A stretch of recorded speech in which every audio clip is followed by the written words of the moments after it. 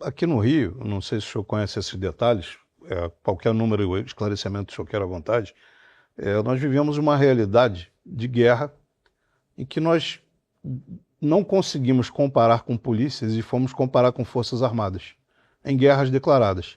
Comparamos com a Primeira Guerra Mundial, Segunda Guerra Mundial, Guerra da Coreia, Guerra do Vietnã, retomada do Kuwait e, mais recentemente, a guerra no Afeganistão.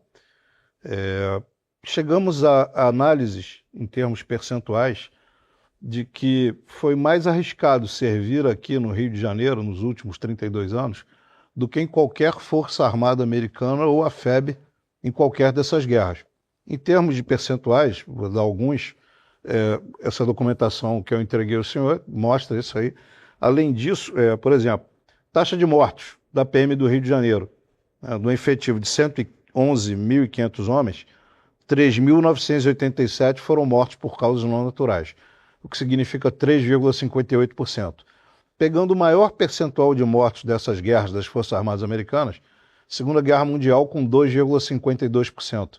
O nosso percentual é 1,4 vezes maior do que o deles. A pior comparação é a nossa taxa de feridos, 18%, com 0,02% da retomada do Kuwait. Ou seja, são mais de 800 vezes o número do Kuwait.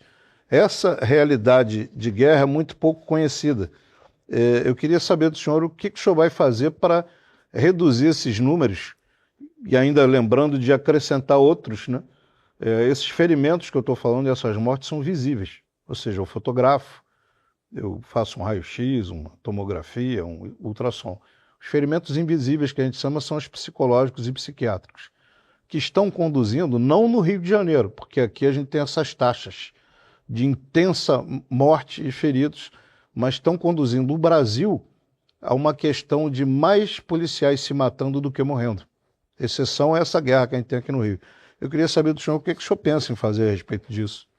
Já que o presidente, além de ser presidente, a gente necessita de ter uma figura inspiradora, que a gente possa olhar para cima, eu me orgulho desse presidente, quero fazer igual a ele, coisa que a gente não tem aí há muito tempo. Eu vou juntar a tua pergunta com um elemento que eu não respondi da pergunta anterior, que eram dos salários dos policiais que são completamente caóticos ao redor do Brasil. Olá, já deu seu like? Não deixe de ajudar o canal. Certo? Você desculpa eu juntar, mas aqui é importante. Mas só faço mais uma ressalva aqui.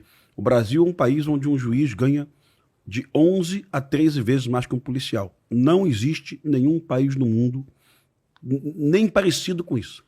É o maior obstáculo entre um judiciário e um agente de polícia ostensiva ou agente de polícia judiciária. Isso tem que ser corrigido, viu? Mas com certeza. Sem contar os penduricalhos, né, Pimentel? O penduricalho, eu acho que o Tudino acabou com essa porra agora, né? Vamos ver. Vamos ver. Eu acho que assim, por incrível que pareça, também eu tô fazendo agora o parênteses do parênteses, o Flávio Dino, o saldo dele, por enquanto, é positivo no STF. Disso, ele tá indo pra cima das emendas e ele tá indo pra cima desses penduricários. Exato. Tanto que eu, como presidente da República, vou usar o Dino nesse sentido institucional de maneira muito, muito frequente. Quero destruir os modelos de emenda como tem e os penduricários precisam ser resolvidos. É que o que acontece no Brasil é que a Polícia Militar, vamos começar, a Polícia Militar, ela tem um status institucional diferente por ser militarizada, então não consegue pleitear os benefícios como a Polícia Civil consegue, e não estou falando aqui que a Polícia Civil está fazendo algo errado, só que tem um caos regional. Estados que não são capazes de se sustentar do ponto de vista financeiro, eles vivem de recursos que vêm de outros estados e eles pagam por vezes salários maiores. Para não falar só de policial, o professor no Maranhão ganha mais do que o professor em São Paulo. Agora, como vai o Maranhão no ranking de IDEB quando eu comparo com São Paulo? Um policial no Maranhão, tenho quase certeza, me corrijam, mas quase certeza que ele ganha mais do que um policial em São Paulo. Bem provável. Um policial civil no Pará ganha mais do que um policial civil em regiões mais desenvolvidas. O policial civil do Amapá é o mais bem pago do Brasil hoje. Eu acho isso, desculpa, um absurdo. Sim. É um absurdo, é um desrespeito. Primeiro, os resultados apresentados nessas regiões, em termos de enfrentamento ao crime, são menores. Índice de mortalidade, etc. são... 2.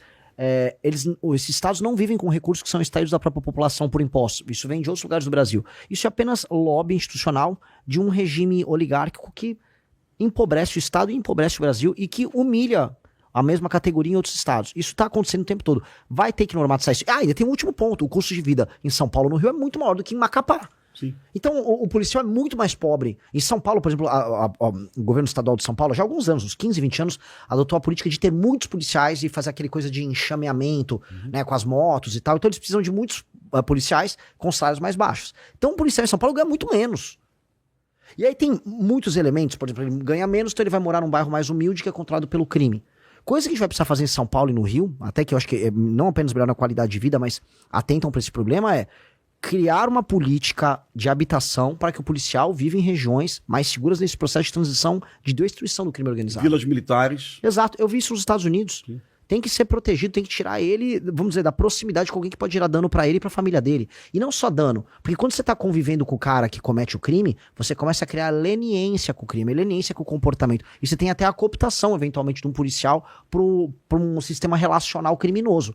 Então, precisamos fazer esse isolamento. Até uma política de habitação de crédito consignado ao salário dele, para que a pessoa consiga adquirir com um valor especial um apartamento em outro lugar. Precisamos fazer isso. Agora, na tua pergunta que envolve a mortalidade, eu tenho que ter a humildade de dizer aqui que eu não sou eu seria o comandante em chefe do Brasil para fazer o enfrentamento ao crime. Agora eu vou entrar no detalhe e falar qual política eu, como presidente da República, vou adotar, política técnica no enfrentamento no campo de batalha. Isso vai ser para o time nosso que vai administrar não só a parte de segurança, no ministério nosso que tem que agregar tudo, mas a nossa relação com os governadores num estado maior que a gente precisa fazer para destruir o crime organizado no Brasil, porque a vida policial vai importar muito. O que eu sei é, policial morreu, a família dele não pode esperar meses para receber o valor da pensão que a mulher tem, a esposa tem que ter. Isso tem que sair no máximo em 2 semanas. Tem que ser muito rápido. Policial termina processado por conta de uma operação. Se eu não conseguir alterar a lei rápido, eu vou colocar a Advocacia Geral da União para servir os policiais militares no Brasil. A própria Advocacia Geral da União, para fazer a defesa do policial. Porque hoje tem policial que tem que pagar, tem que fazer vaquinha para pagar o advogado dele para isso. Isso eu tenho condição de fazer, isso eu tenho, vamos dizer, institucionalidade para poder atuar, para colocar isso à disposição. Porque eu vou propor a guerra. E eu quero dessa vez, para acabar com essa mortalidade geral, reconhecer que nós estamos num estado de guerra, como o senhor colocou, e de maneira muito correta, é um estado de guerra, só que um lado reconhece que é guerra. O crime sabe que é guerra. Ele cria músicas falando que é guerra, ele se arma para uma guerra, agora tá comprando drone inspirado numa guerra, e o outro lado finge normalidade. Pra mim não é fingir normalidade, é fingir demência quando a gente não aceita que é guerra. E o que eu vou propor pras polícias é, eu vou te dar o direito a ter a guerra final contra eles.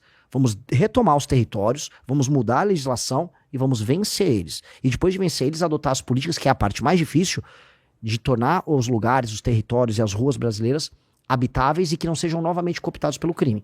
E aí é isso o desafio, é isso o desafio de um trilhão de reais, que é tornar o Brasil habitável. Se a gente conseguir isso, que é o pós, aí esses policiais não apenas não vão morrer mais, mas a gente vai viver num país decente. Esse é o grande desafio. Pimentel, então só para esclarecer, o candidato a ser eleito pretende criar o Ministério da Segurança Pública. Em um estado maior. E o mais importante, em um estado maior. Colocar a AGU para defender o policial. Isso é uma proposta bem inédita e ousada, viu? Na hora, eu tenho que botar a AGU na hora por decreto, a AGU vai ter que ajudar os policiais nisso, porque não é possível que no montante de operações que nós vamos precisar fazer, hoje já é assim, eles têm que fazer vaquinha, às vezes pega uma associação e faz vaquinha. Às vezes vende o carro. É assustador, as pessoas não sabem disso, que o policial que te defende, olha só que loucura, ele vai, prende um bandido, aí às vezes o bandido já é solto na hora, ou ele toma um chá de cadeira na delegacia. Ah, outra coisa que tem que ter, período máximo pra ser lavado o BO, o policial deixou o bandido lá, ele não pode ficar 8 horas numa delegacia parado. Às vezes o bandido vai solto antes que o policial tem que cumprir aquele trâmite burocrático. Isso é uma coisa que também cansa eles. O policial não pode ver depois o juiz pegar todo o trabalho que ele teve de colocar a vida em risco dele e depois meter lá, não, vou soltar. Isso é um absurdo total e completo. Hoje um policial que tá na rua cumprindo o trabalho dele, ele é um louco. Ele é um louco. O que ele tá fazendo assim, ele tá participando de uma guerra inglória em que o próprio Estado é inimigo dele. Então todos esses elementos têm que ser alterados. Então esse Estado maior tem que ser montado, porque se você tem um exército e o seu soldado é tratado de maneira desrespeitosa, você vai perder a guerra. E a gente tá perdendo a guerra. Então esse Estado maior, que é mais do que apenas, vamos dizer, uma coordenação, é um Estado maior, com reuniões recorrentes pra gente vencer uma guerra, e a gente tem que atestar que a gente tá em guerra. A gente tem que parar de negar. Aquele que nega que existe a guerra, ele vai ser... É igual uma pessoa que tá com câncer no pulmão e continua fumando. Esse é o Brasil. Ah, não, tá tudo bem. Tá, o Comando Vermelho agora tomou lá o Ceará, tá tudo bem. Não tá tudo bem.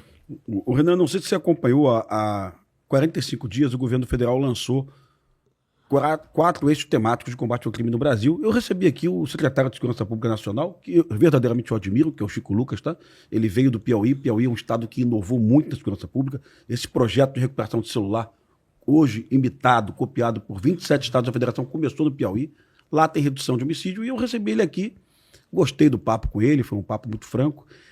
E nós conversamos sobre os eixos temáticos que o governo federal escolheu.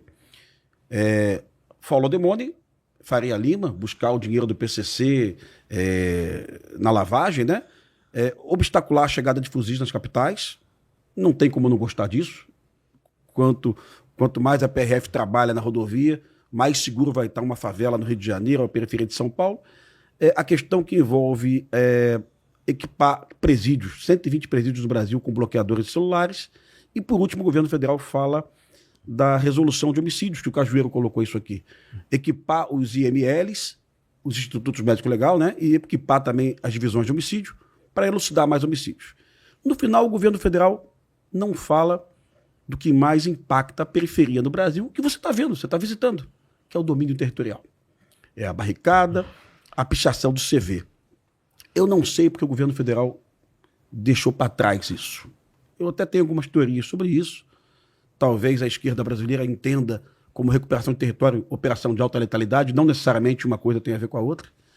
Mas não sei se você conhece esses eixos. Eu só condeno esses eixos temáticos pela ausência da recuperação do território. Eu gosto de tudo. Mas quando o governo federal fala que recuperar o território não é uma prioridade, né? Isso me preocupa muito. Eu acho que a obsessão nossa na segurança pública deveria ser retirar a barricada e retirar todas as pichações de CV de todas as periferias do Brasil. Nem que eu chame o prefeito, tu vai ser meu parceiro nisso. Você está atento a isso? E nessa escala que eu te coloquei de prioridades, a recuperação do território, qual é a tua prioridade? Zero. Dia seguinte. Dia seguinte, porque assim, o presidente da República, ele tem como dever, junto com as Forças Armadas, zelar pela integridade do território nacional. Portanto, eu vou estar, a partir do dia 1, assumindo o mandato, em descumprimento do meu papel como presidente, ao não zelar pela preservação do território. Então, é obrigação, e tem que ser uma obsessão. Eu vou falar porque eu ponto a ponto, quando eu pego essas prioridades, eu concordo com elas. Só que elas partem sempre de uma premissa, e essa é a premissa que vai na questão do território. É a premissa, assim, que eu vou enfrentar o topo da cadeia alimentar, a Faria Lima. Não, por que não entram com fuzil na Faria Lima? E aí esquecem o outro lado, que é o lado ideologicamente conveniente para eles. Eles gostam da tomada do crime organizado na favela. Eles enxergam isso como um elemento fundante da ideia de luta de classe. Há muito tempo se discute isso. Foi discutido agora por parte do PSOL trazer o Oruan como candidato, porque eles falaram, olha como o Oruan tá sublevando as massas na favela. Pô, o Oruan é do Comando Vermelho. O MC posou do Comando Vermelho. Então, eles acreditam nisso. É uma crença verdadeira. E em muitos estados, eu vou tomar processo de condenação de novo, em muitos estados a relação é total. Então assim, vou falar aqui, o Eumano lá no Ceará, eu vou tomar outra condenação do Ceará, o Eumano no Ceará, ele é conivente, para dizer o mínimo, com a tomada territorial, e depois os candidatos dele fazem campanha nessas regiões. O prefeito lá de Santa Quitéria, que era ligado ao Comando Vermelho, é aliado dele, era aliado, que depois foi afastado, mas era aliado dele. O Lula veio aqui e eu vou profetizar, provavelmente o Lula vai fazer campanha em favelas controladas pelo Comando Vermelho. Aí depois eles falam, não, porque a gente tá fazendo uma operação utilizando muita inteligência. Eles adoram usar o termo inteligência. Muita inteligência pra pegar com o COAF, pra pegar o PCC e tal.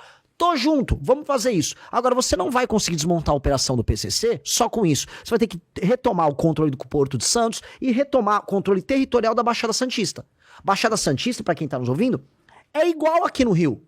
É o tipo de ocupação similar, montanhosa, favela, montanha, fuzil. Mata Atlântica, né? Exato, é igualzinho. Então, vai ficar falando assim, não, vou pegar aqui, eu vou pegar o Bitcoin do cara. Não vai pegar só o Bitcoin. Assim como vai precisar ir lá na fronteira com Bolívia e com Paraguai, resolver a entrada não só do fuzil, mas da droga. Porque ali, por exemplo, que o PCC, ele é brabo, né? Essas brigas pra pegar o controle nas rotas de fronteira, ele é brabo. Então, vai ter que fazer isso. Só que eles convenientemente não entram nesses assuntos. Assim como eles convenientemente não entram na questão da cultura do tráfico na favela, da cultura de pobreza da favela e da transformação da favela numa espécie de uma fortaleza ideológica do inimigo. Então eu só acho conveniente ele falar isso. Porque eu concordo pontualmente nisso e vamos aplicar. Vambora. Mas ocupação territorial e a libertação daquelas pessoas, daquela subcultura horrorosa, vai ter que ser feito também. Perfeito. Cajueiro, pergunta? Tem sim, inclusive eu quase interrompi porque eu estava gostando do que foi falado, né?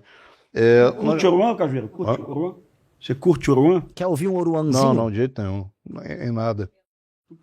Porque ele serviu, esse cara comandou a UPP mais difícil do Brasil, que é o UPP do Complexo Alemão. Comandou por quanto tempo, Cajueiro? Foi um ano. Tá. Cabe até comentar que a maioria da população que mora nas favelas não gosta nem de baile funk, só que não podem declarar isso, mas é o fato. A pergunta, né? Vários dados apontam que nós só enxergamos a ponta do iceberg do narcotráfico, do narconegócio, do narcoterror, da narcocultura. É o que a gente vê. 90% disso está sustentado por uma base profunda de narcoterror, poder institucional e narcocultura, que envolve lavagem de dinheiro, infiltração política, né, infiltração no judiciário e apoio da mídia. A isso a gente associa o que nós chamamos de sofisma de Sherwood. Sherwood é aquela local, né, uma floresta, né, na Inglaterra em que vivia Robin Hood, Lady Marian, Frei Tuck, João Pequeno. Era um negócio ideal, né? Um idealismo, quase um paraíso, com honra, lealdade, justiça, dignidade. E aí criam aberrações como a DPF 635, né, que trata de N dificuldades para a polícia poder entrar, tendo trechos, o termo talvez não seja esse, também, talvez o Chau possa complementar o Pimentel, mas só pode atuar em situações extremas, né, diferenciadas, o que acontece lá todo dia. Emergenciais, esse é o termo exato. Emergenciais. Situações emergenciais. Eu adoro esse cacoete brasileiro, essa jabuticaba da gente criar eufemismos. Né? Emergenciais. Sem excepcionalidade. O que é emergencial. Excepcionalidade, mas ninguém diz o que é isso. Né? Ninguém diz o que é. Aí, finalmente, né? Essa situação toda, nós presenciamos, vimos lá, violação de mulheres, né? E violação de residências, obrigação do cidadão que mora dentro da comunidade, numa favela, de guardar arma, guardar drogas, guardar equipamento, desrespeito completo, punições como tiro no pé, tiro na mão, queimar cabelo, espancamento, chegando a execuções via micro-ondas, né, que é um tema, para quem não sabe, que é uma série de pneus com gasolina e o alvo, a vítima, jogada ali dentro. Como é que o senhor pretende combater isso e acabar de vez com essa ideia de que a polícia entra nesses locais emergencialmente, enquanto nas nossas residências passa a patrulha todo dia em frente da nossa casa? Aberrações como a que eu citei, da DPF 635, fazem com que o cidadão que mora dentro desses locais praticamente perca o direito à polícia. Ou seja, está se criando ali um local de caldo de cultura para o crime. Então, como é que o senhor pretende combater isso e esclarecer esse sofisma, né? Essa hipocrisia de que é o paraíso e as polícias militares, civil, federal, eventualmente, entram lá para perturbar aquela paz, parece até uma Shangri-La ou coisas do gênero, né? Diga que você foi visitar Tavares Baixo do BOPE, viu, cara? Todo mundo viu na tua página aí. Sim. Então você viu um exemplo ali de uma comunidade que não é refém nem da milícia, nem do Comando Vermelho. Exato. Tu gostou Eu vi, ali? maravilhoso. E mostra o seguinte, gelo, ali né? o que só precisa agora é regularização fundiária e desenvolvimento econômico. As coisas vão sair, um pouco de urbanismo ali. Sim. Mas a autoridade policial, ela gera um lugar pacífico. Quem não viu, veja no Instagram do pré-candidato, ele visitando o BOPE com o Coronel Busnello, ele vai na laje do BOPE, né? Embaixo uma comunidade chamada Tavares Bastos, uma comunidade que não tem nenhum homicídio Exato. há 27 anos, né? É mais seguro do que Dinamarca, do que Zurique, do que o que for, né? E para mostrar, que a maior parte dos moradores não querem cometer crime, e dois, quando você tem a autoridade policial e estabelece o controle sobre o território, acaba o crime. Nossa! E eles gostam do BOPE? Amam, não é assim, amam. Eu andei lá, a mulher da venda ficou toda feliz quando chegou o cara do BOPE. Você aqui, dando lanchinho para as pessoas. Que levar todos os pré-candidatos lá, sabia? É uma aula É uma aula porque muita gente tem a ideia, por exemplo, que a favela é um lugar tomado por pessoas ruins, e na verdade não é. A favela, a maior parte das pessoas são altamente virtuosas. A elite brasileira, sem precisar, ela entra em escândalos de corrupção para ficar mais rica o tempo todo. Uma pessoa que mora na favela, veja, ela tá numa situação muito complicada. Optar por não ser um criminoso é um ato de coragem verdadeira. E a maior parte das pessoas optam por isso. Então essas pessoas precisam urgentemente ser resgatadas e inseridas economicamente.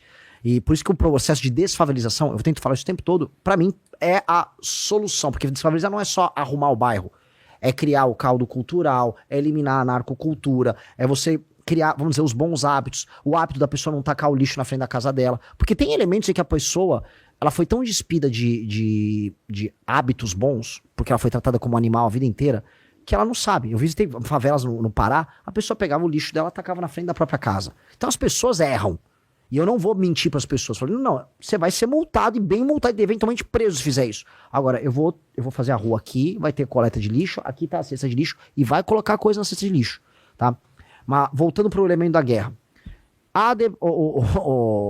essa DPF das favelas, a postura do Alexandre de Moraes ao longo de todo esse tempo, ela será enfrentada já no primeiro dia. Eu vou colocar as favelas nas primeiras operações e as cidades em estado de defesa e eu vou tocar as operações. E em bom português, eu já falei isso em outras entrevistas, e eu vou repetir, eu estou no estrito cumprimento do meu dever como presidente da República e para passar o estado de defesa eu preciso do Congresso. Eu pedi, o Congresso aprovou dia 5 de janeiro de 2027. Se vier uma decisão do STF, não é que eu só não vou cumprir. Eu não vou cumprir. Eu vou apenas com as forças policiais, se precisar de auxílio das Forças Armadas, vou fazer o meu estrito cumprimento do meu dever constitucional. Eu duvido, de coração aberto, eu duvido que o STF vai querer... Até porque tu estaria prevaricando, né? Exato. E eu considero... Deixar de agir uma prevaricação. Exatamente, que essa é a provocação. O presidente que permite isso está prevaricando. Eu vou fazer uma provocação, inclusive, para Forças Armadas. Os generais que estão aqui no Rio com seus super salários, muitos deles aqui no Rio com os clubes militares, todos eles pegam um carro com motorista para se encontrar no clube militar e tem que desviar das favelas para não ser assaltado. Veja só, quando ele desvia, ele tá ali vendo na cara dele o descumprimento do dever constitucional dele. Porque os militares têm uma posição institucional de pressão que eles podem exercer sobre a própria presidência da República. Nós aceitamos isso, nós ficamos lenientes, nós ficamos macios, frouxos com relação a isso. Então o presidente da República tem que falar, eu tô prevaricando, eu tenho que tomar impeachment se eu não fizer isso. Então, decisão judicial que venha para obstar o cumprimento do papel do presidente, ela será ignorada. Como hoje eu vejo o Donald Trump ignorando decisões que vêm de instâncias menores. Não vai, eu vou cumprir a Constituição, vou cumprir isso e vou fazer a retomada territorial, que esta é a nossa obrigação. A retomada territorial. Só que ela tem que ser seguida de um outro elemento. Eu tenho com um slogan que rodou muito, que o pessoal falou, o prendeu, matou. Isso é um slogan que a gente criou numa live. Mas depois eu falei, depois do prendeu, matou, vem o bandeira, quartel, escola, que tem muito a ver com essa discussão que houve sobre o UPP, que é fazer uma espécie de UPP nacional e direito. Que a gente tem que ter um Estatuto Nacional da Desfavelização, que envolve desde investimento em infraestrutura, leilão reverso com participação da iniciativa privada, verticalização, criação de ruas e vias, leis muito claras e muito pesadas para não haver o processo de refavelização desses lugares, tá? Presença do Estado, desconstrução inteira da ideia de crime organizado, aí vem as mudanças da lei penal, direito penal do inimigo, e usar as escolas como centros estratégicos de formação de uma nova juventude, especialmente com os meninos. De maneira clara, é uma questão lógica. Quem é a força de reposição do crime organizado? É um homem jovem. Quem é esse homem jovem? Em geral, esse homem jovem tem um desempenho escolar muito ruim, ele não teve a presença masculina dentro de casa, ele já é um jovem complicado já na escola, isso já é detectado no ambiente escolar, e ele vem de uma família mais humilde, presente em periferias de grandes cidades. A estatística quase toda é coberta por esses dados. Pois bem, essa criança está na escola. Na escola nós temos que atuar junto com essa criança. A escola tem que ser um centro formador desse jovem para torná-lo um cidadão e torná-lo próximo da polícia. Inclusive a polícia fazer recrutamento de jovens que vão trabalhar com ela já na comunidade. Então a escola é um centro nevrálgico, que é o que eu chamo de bandeira quartel-escola. Ela é cívico-militar? Pode ser. Alguns lugares sim, outros não. Não dá pra... Muita gente fala, Renan, você gosta desse modelo cívico-militar? Adoro, só que custa muito mais caro. E, infelizmente, eu vivo num país quebrado, eu vou precisar fazer minhas reformas fiscais pra resolver. Adoraria ter escola cívico-militar em todos os lugares, porque funciona e tá comprovado que funciona. Dito isso, eu posso trazer disciplina e colocar parceria com a polícia em escolas que não são cívico-militar, que eu consigo equilibrar o melhor dos dois mundos. Mas em regiões que a gente retomou do crime organizado, as escolas serão cívico-militares.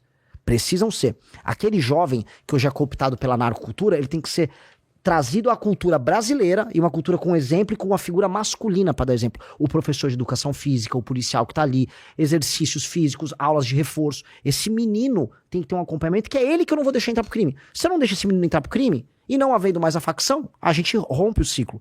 Que é tentar fazer o que a UPP fez, agora de uma maneira nacional, que eu tô falando, o Estatuto Nacional da Desfavelização, com o segundo slogan que eu chamo de bandeira quartel escola, tomei o território, bandeira nacional, ou seja, aquilo voltou a pertencer ao Estado brasileiro, quartel, as forças policiais vão montar um aparato logístico e operacional para manter o controle sobre aquilo, e a escola, a formação do jovem. Esta é a ideia da desfavelização nossa, pra gente romper esse ciclo, que é um processo que vai demorar 10 a 15 anos, para transformar o Brasil num lugar, e as nossas cidades em lugares habitáveis. Olha, Renan, eu gosto tanto dessa ideia que, assim, eu sei que a gente nem sempre pode ter um Ministério das Cidades, mas o Ministério da Desfavelização seria uma coisa... mas esse é o meu... Seria uma política, né, acabar com essas condições subhumanas que a gente viaja pelo Brasil e você conheceu aí. Nós temos palafitas até hoje, em muitas capitais do Nordeste, a gente vê palafitas, né? Condições assim, de extrema miserabilidade. Temos a Rocinha no Rio de Janeiro, pouca gente sabe, 77 mil habitantes, mas a Rocinha ainda tem muita tuberculose. A Rocinha tem ruas tão profundas que o sol só bate meio-dia. 9 da manhã não bate sol, 2 da tarde não bate sol, né? Tu bota a mão na parede na Rocinha, a qualquer hora do dia, a parede está gelada, mesmo no verão. Então é deprimente você enxergar isso em pleno século XXI. Gostei da ideia. Cajueiro. No mês de março eu faturei cerca de $4.600, totalizando aí deu um pouquinho mais de R$23 mil apenas com a AdSense do meu canal, postando cortes do MBL. E se você tem interesse em criar seu próprio canal de cortes, ajudar no projeto e ainda poder ganhar com isso, é só clicar no primeiro link da descrição desse vídeo, ou então ler o QR Code que tá aparecendo aqui no meio da tela que eu vou te explicar um pouco mais sobre isso. E aí, curtiu o corte? Então dá aquela ajudinha, deixa o seu like, compartilha e se inscreve no canal. Um abraço e até o próximo vídeo, porque o futuro é glorioso.